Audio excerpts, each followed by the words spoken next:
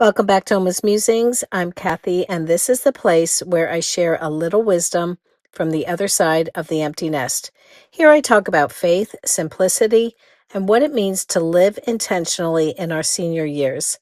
Whether you're downsizing, decluttering, or just looking for a slower, more meaningful pace, you're in good company here.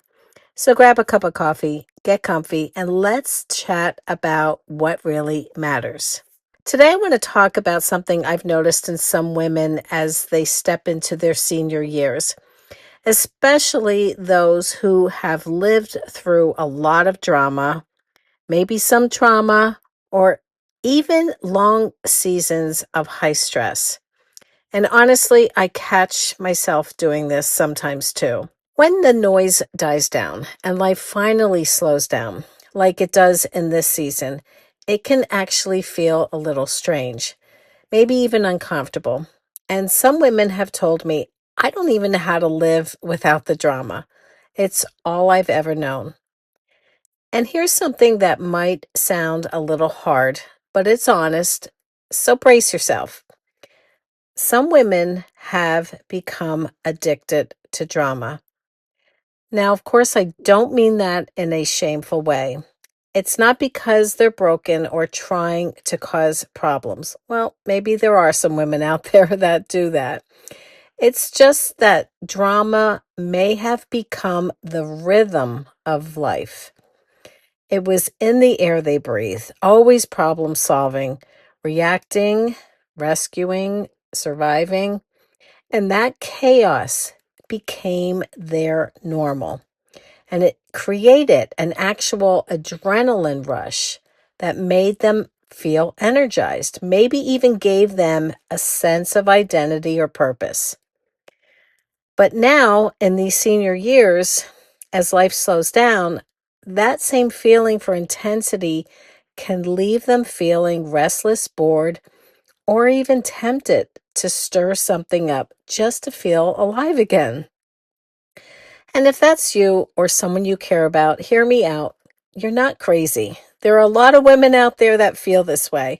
You're simply trying to feel grounded in a life that no longer feels familiar. Drama isn't your lifeline, though. Jesus is. So let's unpack that a little bit. First of all, drama is a counterfeit of purpose. It may feel purposeful, but real purpose doesn't need chaos to thrive. You don't have to be in the middle of a crisis to make a difference. Your wisdom, your story, your calm presence, that's powerful. It's so powerful all on its own.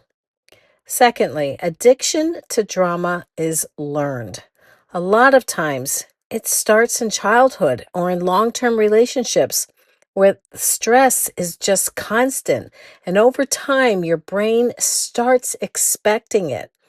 It feels normal, but you can retrain your heart and your mind to crave peace instead of panic.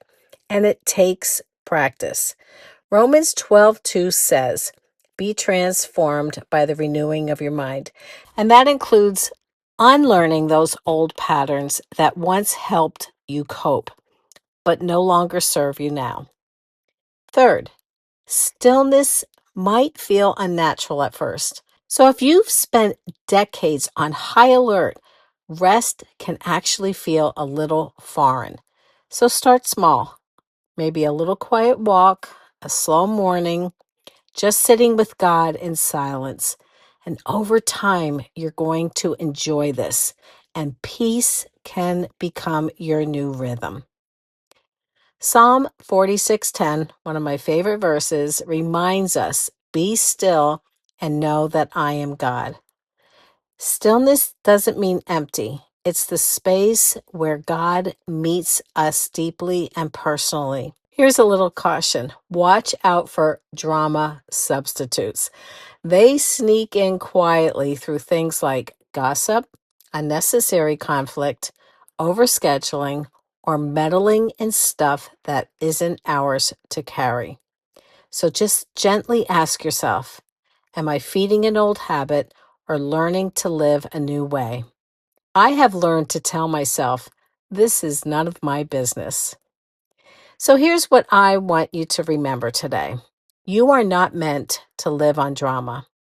You're meant to live in peace. You are not only worthy of rest, you're called to it. Jesus said in Matthew 11:28, "Come to me, all who are weary and burdened, and I will give you rest." You don't need a crisis to feel alive. You need Christ, and He is more than enough. So take a deep breath, breathe in grace, and breathe out the chaos, and let peace become your new rhythm. If you're ever walking through one of life's messier seasons and need a little hope and truth, check out my other podcast, The Redeemed Mess. It's all about how Jesus meets us in the mess and makes something beautiful out of it. You can find it wherever you listen to podcasts. As usual, have a wonderful day, and God bless you.